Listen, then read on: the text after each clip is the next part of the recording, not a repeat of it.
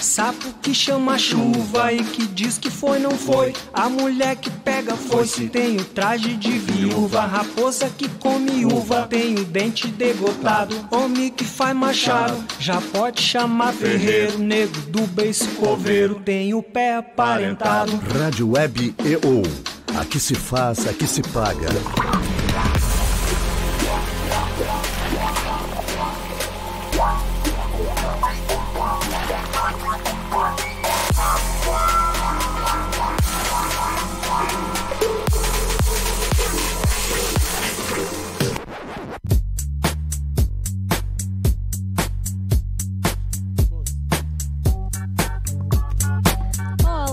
Bom dia, chegou mais uma quarta-feira com o nosso Tendências Comunicação ou Notícias. Eu sou Patrícia Lapoente e, como de costume, irei trazer novidades do mundo da comunicação e também do marketing. Hoje, ainda vamos saber sobre um processo que o Facebook perdeu, uma mudança no Instagram, além da mudança no cálculo do IPCA. E o que isso tem a ver com comunicação? Vocês vão saber daqui a pouquinho.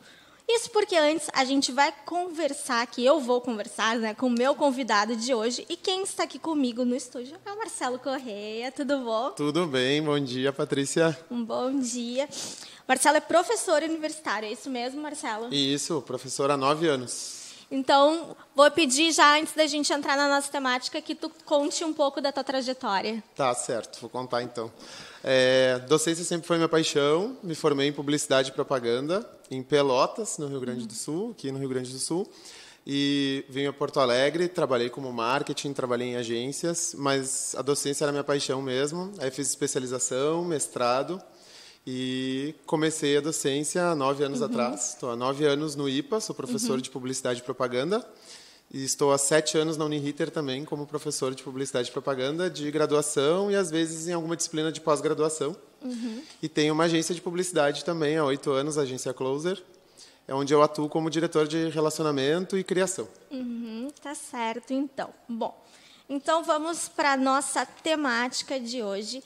E, para começar, em relação aos métodos de ensino, acreditas que a personalização dele é uma possibilidade educacional em expansão? Sim, com certeza. Então, assim, a forma como eu fui educado, né, na minha infância foi num sistema padronizado de educação. Então, eu sempre percebia que a gente tem colegas que tinham mais dificuldade de aprender e outros colegas tinham mais facilidade de aprender, mas a forma era a mesma, o método era o mesmo, né? E aí a personalização da educação, que vem crescendo cada vez mais aqui no Brasil, mas já cresceu lá fora há muito tempo, eu acredito que é uma das formas mais efetivas de transmitir o conhecimento, né? Estamos acostumados, né, com modelos mais padronizados. Por que é importante se pensar em uma forma mais personalizada para o ensino? Porque a gente tem que enxergar o aluno como o centro do processo de educação, né? Essa é a questão que o professor ele tem que esquecer, não é simplesmente um emprego qualquer, né? A gente tem uma missão, a gente tem uma vocação e a gente precisa transferir e construir e reconstruir o conhecimento junto com os alunos.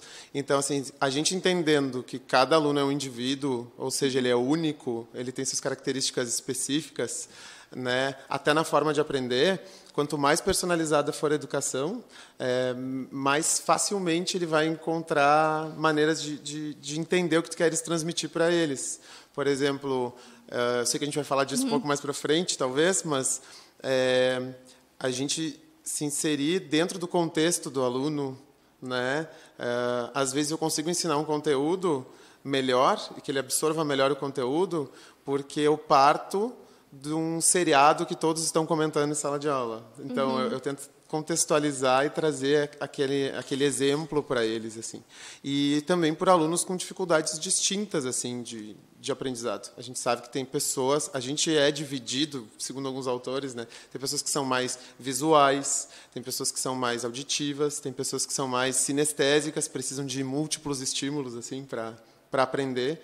E aí a gente precisa encontrar a melhor maneira. Quanto mais personalizado, mais individualizado, melhor para transmitir o conhecimento.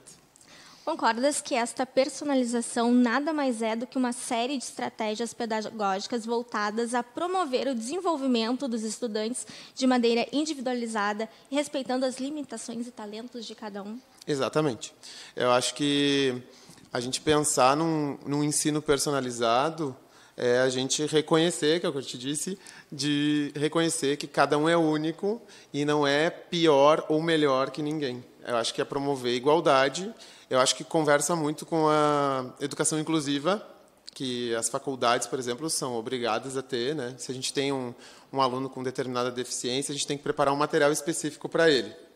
Então, se discute muito isso na educação inclusiva, né? Aí eu tenho um aluno com baixa visão, com deficiência visual, eu tenho que desenvolver um material diferente, fazer uma avaliação diferente. Isso é dever da faculdade.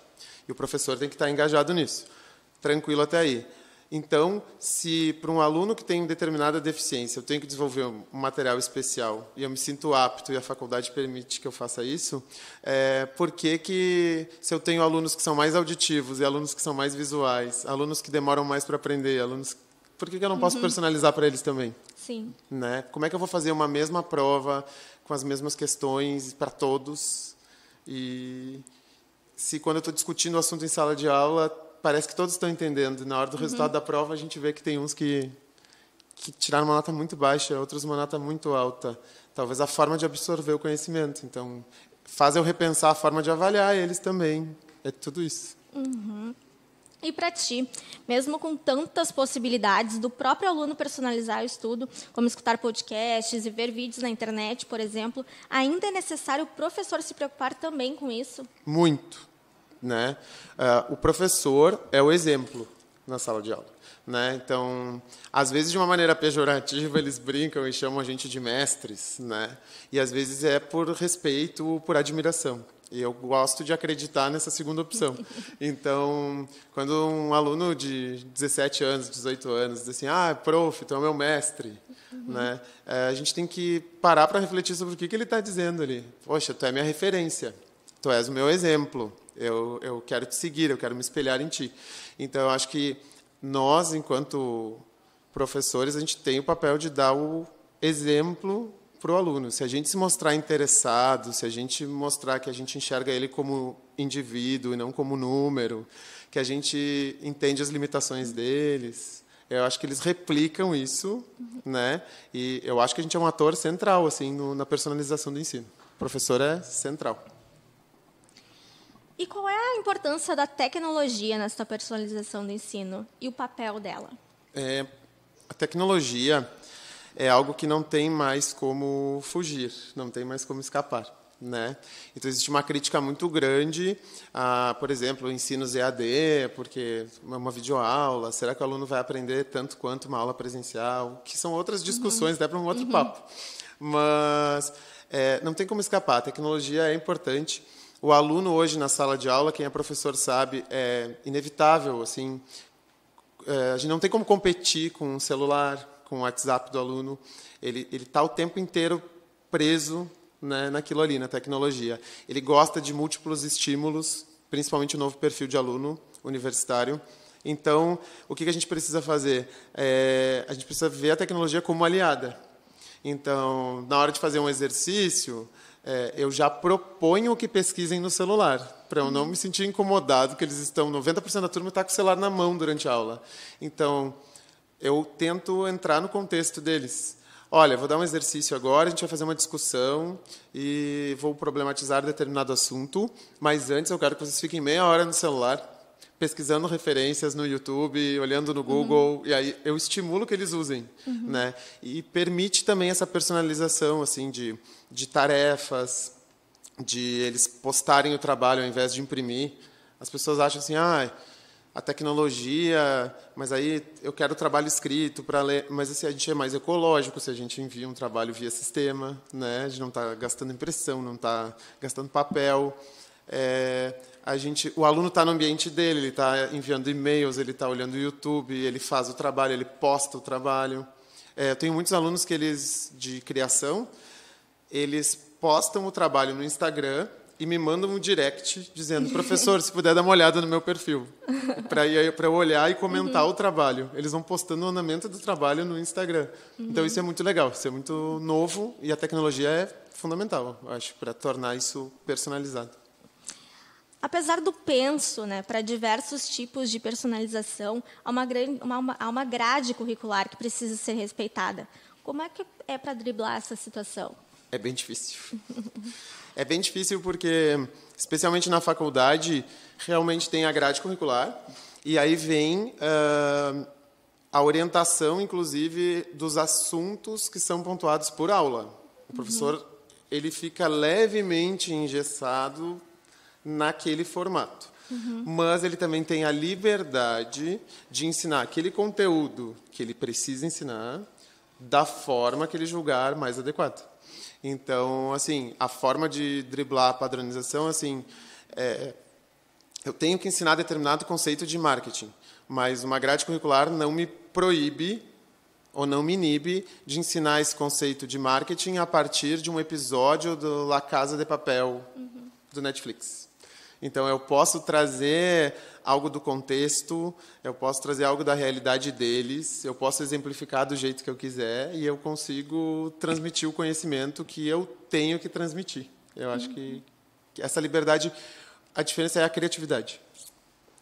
E tu concordas que com o ensino centrado no aluno, os estudantes ganham a média, que tem a possibilidade de conduzir os processos de aprendizagem deles? Sim, eles ganham muito, assim. Eu acho que a gente tem exemplos, assim, já tem escolas de ensino infantil aqui em Porto Alegre que trabalham com metodologias diferenciadas, né, que são super centradas no aluno. Eu acho que o ensino ele deve ser centrado no aluno. A gente tem uma missão de ensinar e essa missão de transmitir conhecimento.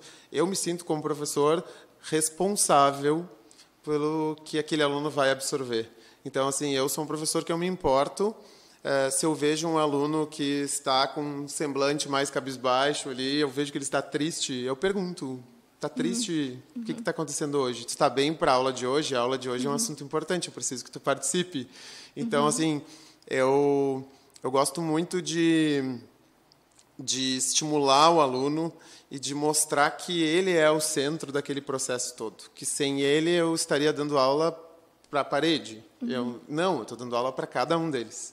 Então, essa dinâmica de caminhar entre os alunos, de olhar eles nos olhos, de perguntar um pouco sobre a vida deles, claro, sem entrar tanto na intimidade, mas de perguntar um pouco sobre a vida deles, de pedir que eles exemplifiquem, são formas de mostrar que aquilo está sendo feito para ele, especialmente para ele.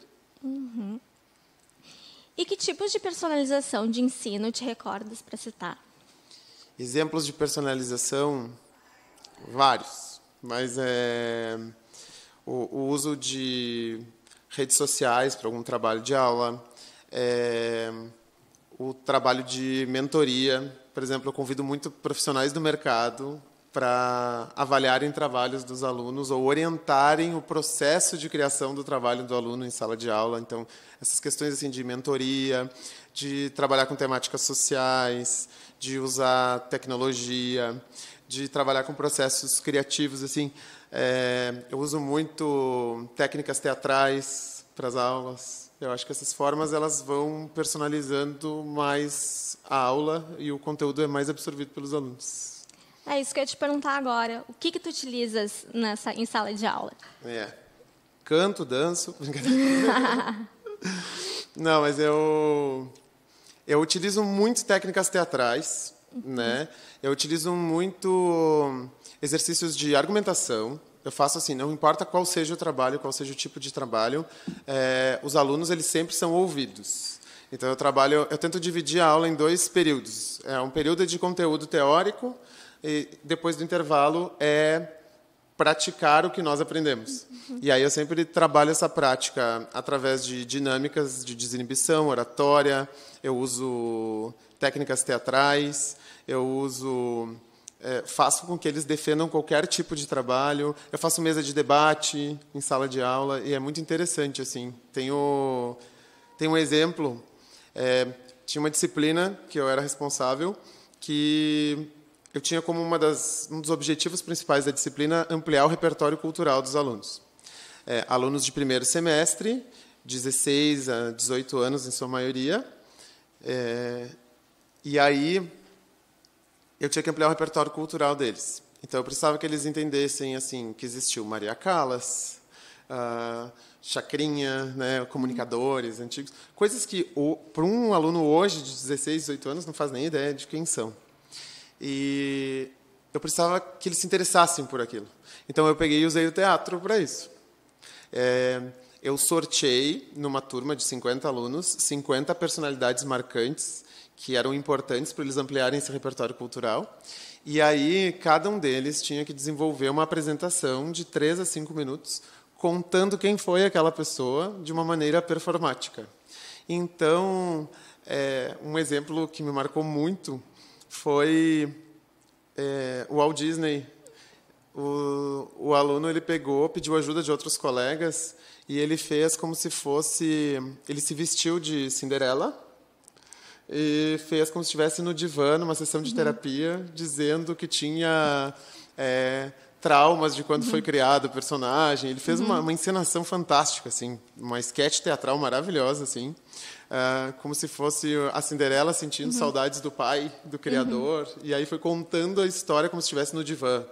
Assim, isso abre a criatividade deles, né? E aí isso faz com que eles se tornem profissionais melhores no mercado, porque no mercado, especialmente no que eu trabalho, na publicidade, o profissional ele precisa encontrar soluções diferentes o tempo inteiro para problemas corriqueiros do dia a dia, né?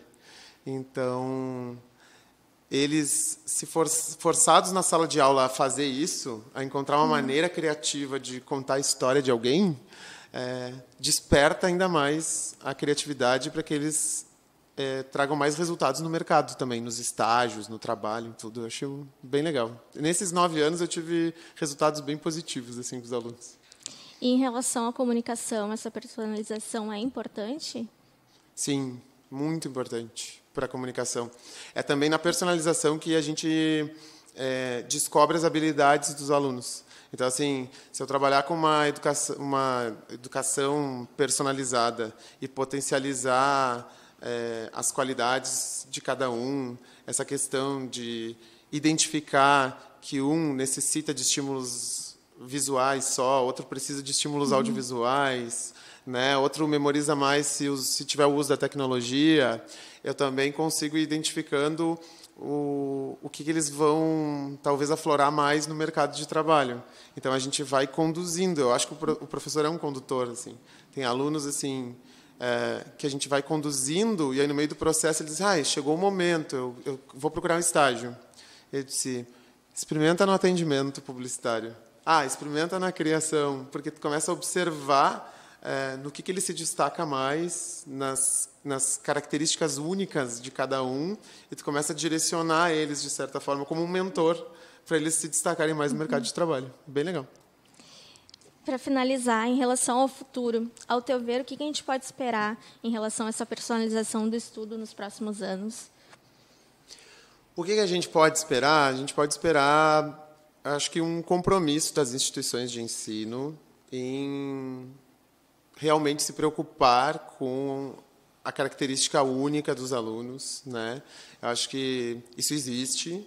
E, várias instituições são preocupadas, vários professores são preocupados. Mas acho que é uma consciência de que a educação não é um negócio, né? Como qualquer outra coisa. Então, assim, mesmo que seja uma faculdade paga, tu não estás comprando a faculdade como compra um carro.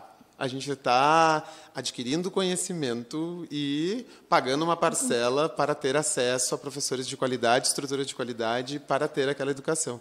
Então, assim, mas é um conhecimento, uma coisa intangível, assim, e muito fundamental na nossa vida. Então, eu acho que precisa de uma consciência das instituições de ensino de que essa forma de ensinar é importante, porque se elas disseminarem isso, os professores vão pensar dessa maneira, os alunos vão pensar dessa maneira, e aí eu acho que a gente vai ter uma educação mais de primeiro mundo, que nem a gente diz. Eu acho que não dá para sucatear a educação, eu acho que a educação é realmente transformadora, e ela muda a vida das pessoas. A gente ouve muito como professor, alunos... Comecei muito cedo, então eu tenho alunos, né, de 9 anos atrás, que hoje são adultos, que têm família, que têm negócios próprios. Esses dias eu encontrei um ex-aluno que mora em Tel Aviv, outro aluno que é assistente de um grande publicitário no Rio de Janeiro. Eles vão longe, eles voam, né? E eles sempre agradecem, assim. Muito obrigado pelo estímulo. Tu disseste para mim que eu era capaz, eu consegui. Então, acho que se a gente tiver a consciência de olhar o aluno como centro de tudo, a gente vai conseguir ter uma educação de sucesso e cidadãos mais conscientes no futuro. Tá certo, então. Obrigada, Marcelo. Bom, toda essa conversa com mais informações, pesquisas, outros especialistas, vocês podem conferir nas páginas da Tendências Academia 2019. Ela pode ser visitada em coletiva.net/revistas. O que preferir receber um exemplar impresso, pode enviar um e-mail para tendências@coletiva.com.br. Bom, e depois da gente saber sobre o tema do programa, né, métodos de ensino, agora chegou a hora da gente conhecer mais um pouco sobre o Marcelo, o profissional Marcelo. Vamos, então, para o nosso ping-pong. Vamos. Um trabalho marcante. Trabalho marcante profissional, pode ser, de agência? Sim. Uma websérie para uma construtora. Eu tive a possibilidade... É só responder ou pode falar um pouquinho? Pode falar um pouco. Porque eu tinha o desafio de estimular profissionais de atendimento da Melnick Even. E eles iam fazer um treinamento tradicional. E aí os diretores confiaram em mim para fazer algo diferente. E eu sugeri a gente criar uma websérie corporativa. Era a época do La Casa de Papel, todo mundo muito interessado em serviço de streaming. E aí, de seguir episódios. Então, a gente educou os funcionários, né, na cultura da empresa através de mini episódios disparados toda sexta-feira pelo WhatsApp. Então, eles assistiam de uma forma divertida e lúdica. Eu criei uma personagem, é uma fada, a fada Mel, da Melnick Even, e ela compartilhava as informações através de situações engraçadas. E trouxe resultado para a empresa. Eles aumentaram a nota de satisfação no pós-venda. Então, trouxe resultados efetivos. Me marcou muito criar uma websérie. A gente fez tudo. Eu dirigi, escrevi roteiro, fiz tudo. Foi bem legal. Me marcou muito. Um momento especial na tua carreira? Um momento especial na minha carreira assim, ser paraninfo quase todo ano. Eu choro muito, muito chorão. Eu amo ensinar, né? Eu amo ser professor e ser publicitário, tá no mercado. Mas, assim, quase todo ano eu recebo um convite de ser paraninfo. Então, assim, nesses 9 anos eu já fui umas 9 vezes paraninfo, assim. E não canso de ser, porque isso é um reconhecimento muito especial, assim. Os alunos dizerem assim, tu transformaste minha vida. Eu acho muito legal. As referências profissionais. Minhas referências profissionais. Como educador, Paulo Freire. Como publicitário, Washington Olivetti e Nizam Guanais. Assim, fiz faculdade lendo sobre eles, estudando eles, admiro a trajetória deles para mim é uma super referência. O Washington Oliveto, não adianta, é o papa da publicidade no Brasil e ele é minha referência. Maior conquista profissional até hoje? Maior conquista profissional, ter a minha própria agência de publicidade. Isso aconteceu porque eu trabalhava em outras agências, né? Trabalhei em outras agências e eu não pretendia ser empreendedor, mas eu recebi o chamado de ser professor com 26 anos. E aí, quando eu me tornei professor, eu não conseguia, eu precisava sair da agência às 6 da tarde. E aí as pessoas não entendiam isso, o mercado não entendia. Como que o profissional vai sair às 6 da tarde para dar aula às 7 da noite? E aí eu conversando com um amigo, que foi meu sócio no início da minha empresa, ele disse assim, a única maneira é tu abrindo tua própria empresa. Se tu tiveres uma empresa, tu vai determinar o horário que ela abre, o horário que ela fecha, tu vai poder estar dando aula e estar no mercado. E aí eu abri a Closer há 8 anos atrás, assim, de uma maneira tímida, assim, e hoje a gente está se encaminhando para uns 10 anos, eu não quero que tenha fim, assim, me tornar empreendedor, sem deixar de ser professor, ter a minha empresa. Isso me marcou muito. E planos para o futuro profissional? Planos para o futuro profissional. Então, eu tenho ainda o sonho guardado de fazer doutorado, que eu só tenho especialização em mestrado. Eu tenho uma vontade muito grande de fazer doutorado para dar mais aula na pós-graduação, que é um espaço de reflexão um pouco mais amplo do que a graduação, é interessante, e eu tenho essa curiosidade, assim. E também a expansão da minha empresa, a expansão da Closer. Eu tenho um plano até 2021 de transformar ela numa empresa média e não pequena. Tá certo, então, Marcelo. Encerrada a primeira parte do nosso programa, agora chegou a hora de sabermos o que anda fazendo barulho no mundo da comunicação e também no marketing no Fatos da Semana. E a gente começa o Fatos da Semana com uma novidade no Instagram. A plataforma está reforçando o controle dos usuários sobre aplicativos de terceiros que podem acessar os dados das contas deles. A rede social agora tem um novo recurso que permite aos indivíduos gerenciar todos os serviços de terceiros que se conectam à conta do Instagram, segundo um comunicado da empresa. Ela fornece uma lista prática de todos os sites que têm acesso às informações do Instagram. E, além disso, mostra uma nova tela de autorização que solicita o consentimento explícito antes de compartilharem os dados com aplicativos de terceiros bem específicos. E, na sequência, uma notícia do Facebook.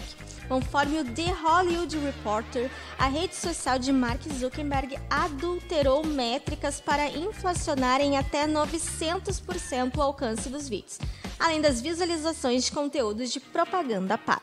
A matéria destaca que o caso começou quando diversas agências de publicidade procuraram o Tribunal Federal da Califórnia, alegando que a empresa superestimava o tempo médio que os usuários passavam assistindo aos anúncios deles. A reportagem ressalta que a intenção da empresa, ao exagerar os índices de visualizações dos vídeos, foi valorizar o espaço publicitário disponível neles. E com mais visualizações, mais patrocinadores pagariam para expor suas marcas, produtos ou serviços nas plataformas da empresa. E após o julgamento, o Facebook foi condenado a pagar 40 milhões de dólares. E, para finalizar, uma novidade na economia. Ao considerar os novos hábitos da população... me perdi. Ao considerar os novos... Agora vou ler de novo. Consegue cortar? Para finalizar, uma novidade na economia. Ao considerar os novos hábitos da população nacional, o cálculo do índice de preços ao consumidor ampla, o IPCA, sofrerá mudanças. A partir de janeiro de 2020, os novos serviços, tais como os de streaming, Netflix e Spotify, e os que realizam transporte por aplicativo, como Uber 99 e outros, serão acrescentados na listagem. O IPCA é responsável por medir a inflação oficial do país. E para a mudança, o IBGE irá calcular também a evolução dos preços de serviços de streaming, como os de telefonia, internet e TV por assinatura, conserto de celulares e consoles de videogames.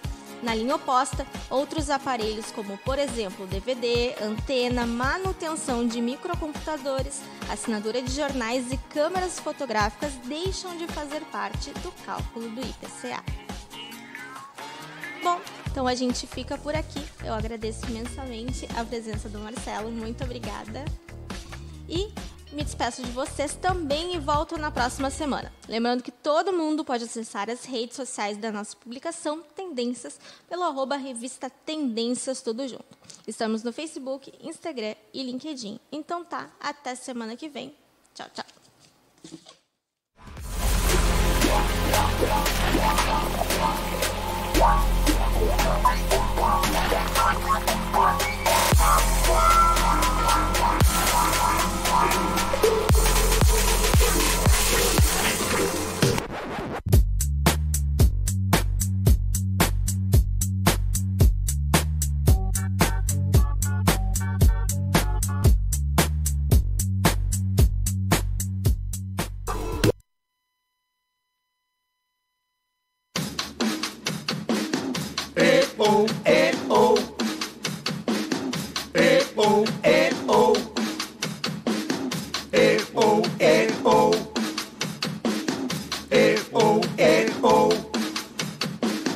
Sapo que chama chuva e que diz que foi, não foi. A mulher que pega foice tem o traje de viúva. Raposa que come uva tem o dente degotado. Homem que faz machado já pode chamar ferreiro. Nego do beiço coveiro tem o pé aparentado. Rádio Web EO.